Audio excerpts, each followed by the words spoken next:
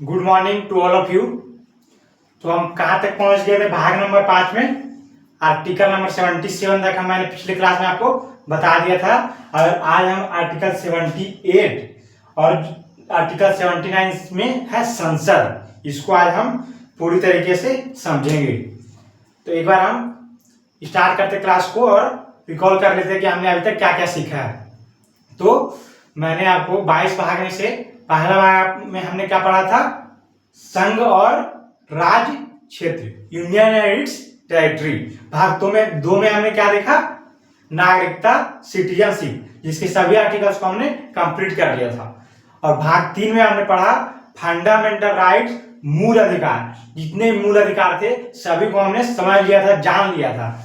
और भाग नंबर 4 था राज्य के नीति निर्देशक तत्व, जिसके सारे आर्टिकल्स और सभी चीजों को हमने सभी चीज सीख लिए थे। और भाग 5 हम पढ़ रहे द यूनियन संघ।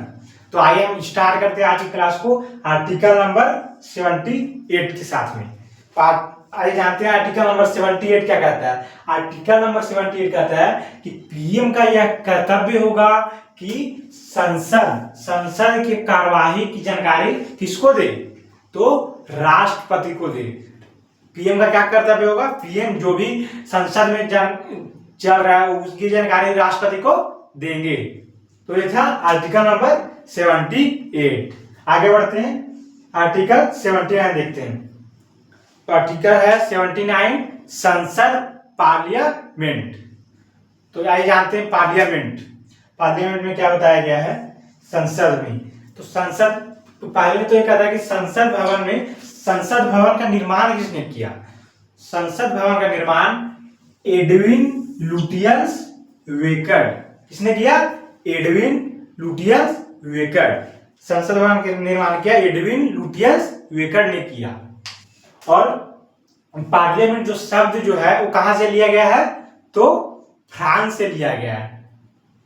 और एक बात और इसमें ध्यान रखना आपको कि जो संसद की जननी जो कहा जाता है वो किसको कहा जाता है? तो यूके, यूनाइटेड किंगडम, ब्रिटेन को कहा जाता है संसद की जननी। संसद की जननी किसको कहा जाता है? तो यूके को कहते हैं। तो ये सब चीजें आपको ध्यान में रखना है। आगे बढ़ते हैं संसद के हम अंग समझते हैं। कोई आज पूछ दिया संसद के कितने अंग होते हैं, तो क्या बताएंगे? कितने अंग होते हैं? तो 3 अंग होते हैं संसद के। एक पहला होता है लोकसभा, और दूसरा क्या होता है? राज्यसभा, और तीसरा राष्ट्रपति भी इसमें आते हैं। क्यों आते हैं? तो पहले नंबर तो आपको ये ध्यान में रखना है तीनों अंग में कि पहले तो कोई भी विधेयक है उसको पास करना है तो पहले लोकसभा में पास होगा, फिर राज्यसभा में पास होगा, फिर उसमें दोनों सदन में पास होकर राष्ट्रपति उसमें हस्ताक्षर करेंगे, तब जाके बिल पास होगा और वो कानून बन जाएगा। तो इसलिए आपको ध्यान में रखना है कि संसद के 3 अंग होते हैं। कौन कौन से मैंने बताया? तो पहला है लोकसभा, दूसरा है राज्यसभा, और तीसरा राष्ट्रपति। तो ये चीज आपको याद रखना है। आगे बढ़ते हैं।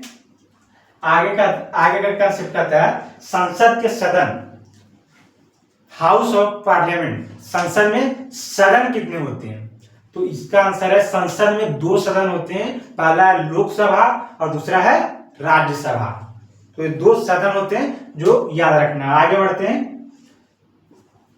अगला पॉइंट क्या कहता है? संसद किसी भी अंतरराष्ट्रीय संधि या समझौते को पास कर सकता है, वो बिना किसी राज्य की अनुमति लिए। संसद, जो आपको एक बात याद रखना है कि संसद में लोकसभा और राज्यसभा 2 सदन है, उसमें से सबसे पावरफुल सदन कौन है? तो वो है लोकसभा सबसे पावरफुल सदन होता है। और हम क्या पढ़ रहे हैं? तो वही है संसद किसी भी संधि को बिना किसी राज्य की अनुमति के वो लागू कर सकता है। तो ये चीज आपको ध्यान रखना है। आगे बढ़ते हैं। ये वाला पॉइंट भी हमने सीख लिया।